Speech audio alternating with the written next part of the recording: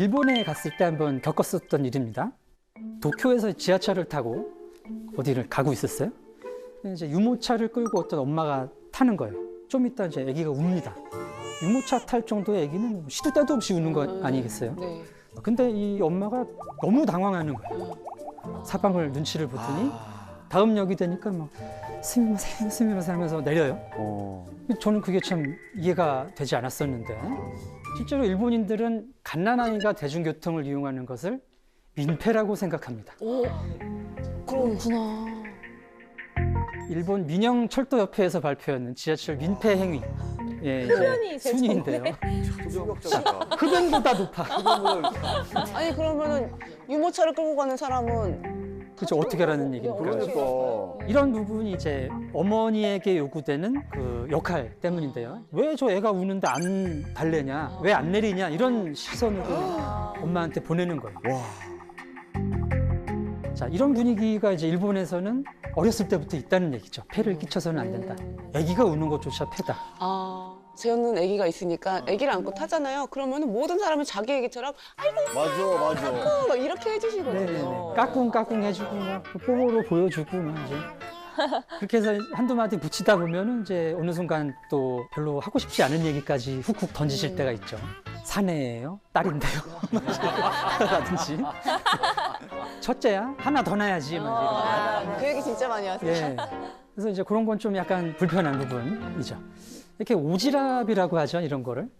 근데 우리가 보통 이제 오지랖을 상당히 좀 불편해하는 경우가 일반적입니다만은 남을 돕는 오지랖이 있습니다. 자, 2001년 일본 도쿄 지하철역에서 선로에 떨어진 일본인들을 구하려다가 목숨을 잃은 한국인 유학생이 계시죠. 이수연 씨. 그는 아르바이트를 마치고 기숙사로 돌아가다가 지하철을 기다리는데 이제 어떤 취객이 떨어진 걸 본 거예요. 근데 아무도 이제 구해주는 사람이 없으니까 이제 자기도 모르게 들어가서 구하다가 피하지 못하고 돌아가셨던 일이 있습니다.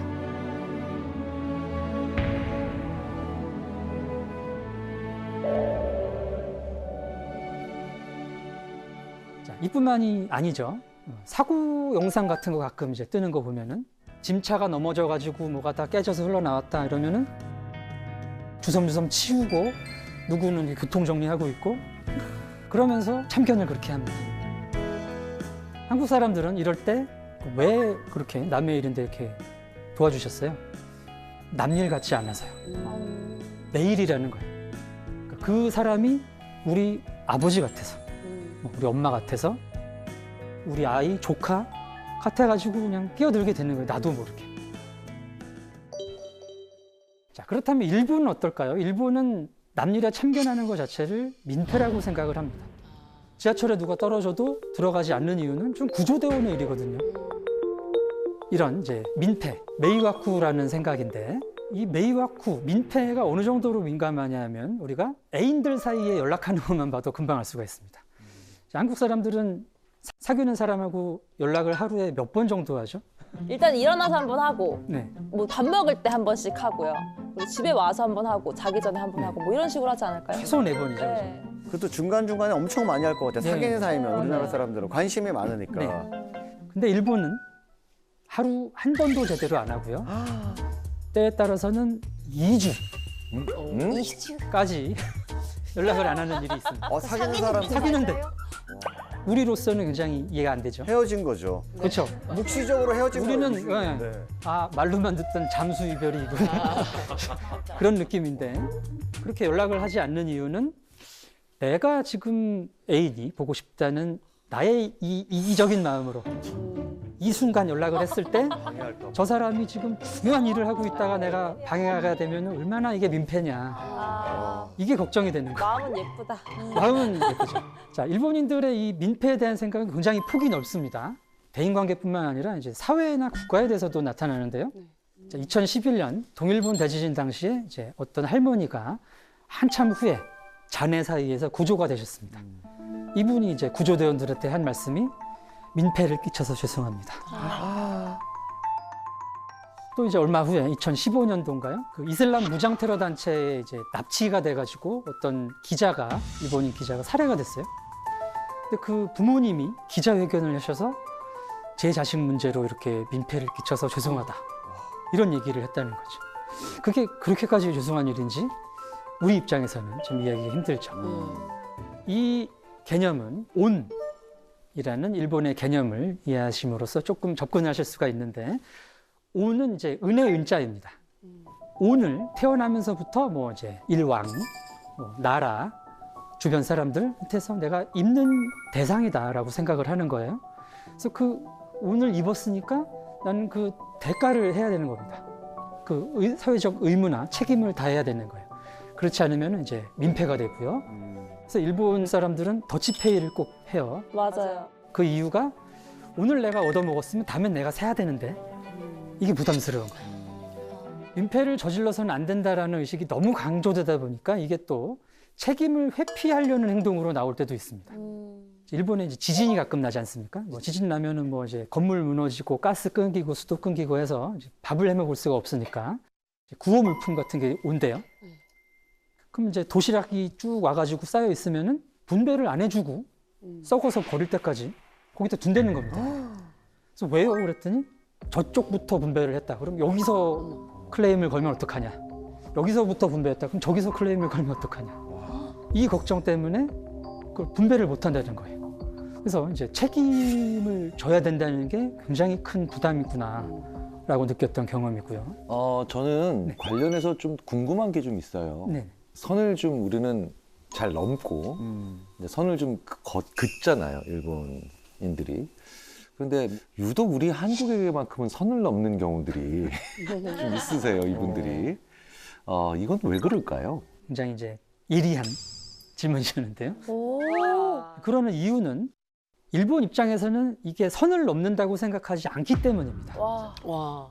일본 사람들이 이제 진짜 벽을 넘는다, 선을 넘는다라고 할 수 있는 일이 많이는 없는데 역사적으로 있었던 일이 이제 타라 입구라는 말이 있습니다. 들어보셨나요? 탈라 입구.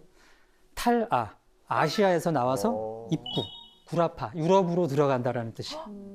그래서 일본 사람들은 산업혁명을 성공한 아시아의 유일한 국가지 않습니까? 그래가지고 자기들이 아시아가 아니다라는 생각을 예전부터 했어요. 이걸 알 수 있는 게 이제 일본 애니메이션을 보시면 주인공 이름들이 외국 사람들입니다. 들장미 소녀 캔디, 테리우스라든지 베르사유의 장미, 오스칼, 프랑스 궁정이잖아요. 일본인들의 인식은 이제 아시아는 미개하고 유럽은 우월한데 우리는 유럽 쪽이다라는 거죠. 그래서 일본은 옛날부터 한국을 약자로 봤습니다. 이건 한국한테 우리가 할 수 있는 행위 양식이다라고 보는 거예요. 하지만 이것은 이제 일본이 근대화에 힘쓰던 19세기 그때 형성된 인식입니다. 이미 많은 시간이 흘렀고 지금 이제 당시 일본이 이제 한국에 대해서 가졌던 생각들, 그때 그어놨던 선이 더 이상 작동하지 않는 시기임에도 불구하고 이제 일부 일본인들의 마음속에는 그 부분이 아직도 강하게 남아 있다는 것이죠. 자, 그동안 어떤 변화가 있었고 어떤 위상을 한국이 그동안 갖게 됐는지 굳이 눈을 돌리려 하지 않는 것 같습니다.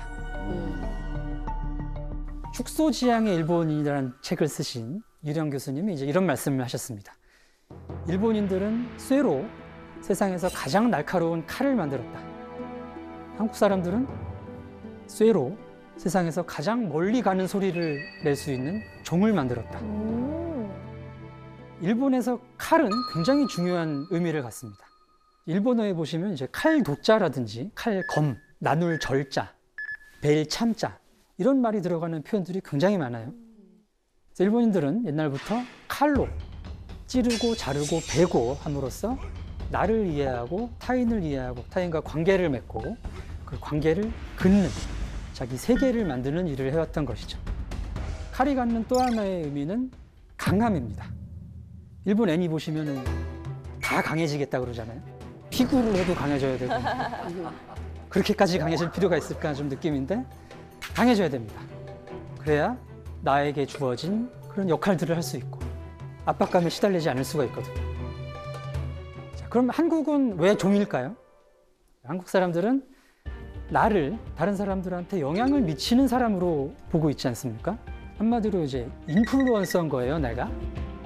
이런 측면에서 이 종이야말로 모든 것을 아우르고 내 영향력을 퍼뜨리고 싶어하는 한국인들이 가장 잘 녹아 들어간 문화적 상징이다.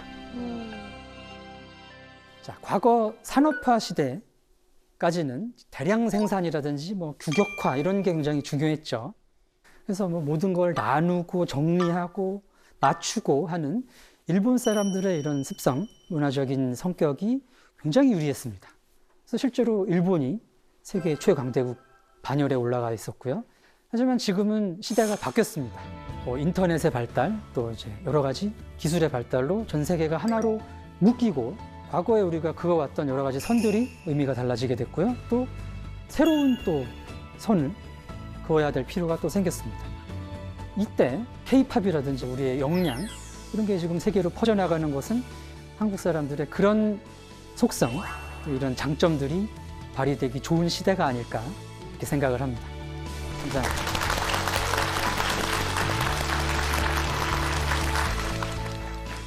저는 일본에 대한 얘기를 이렇게 많이 듣는데 왜 우리에 대한 이해도가 더 높아지는가.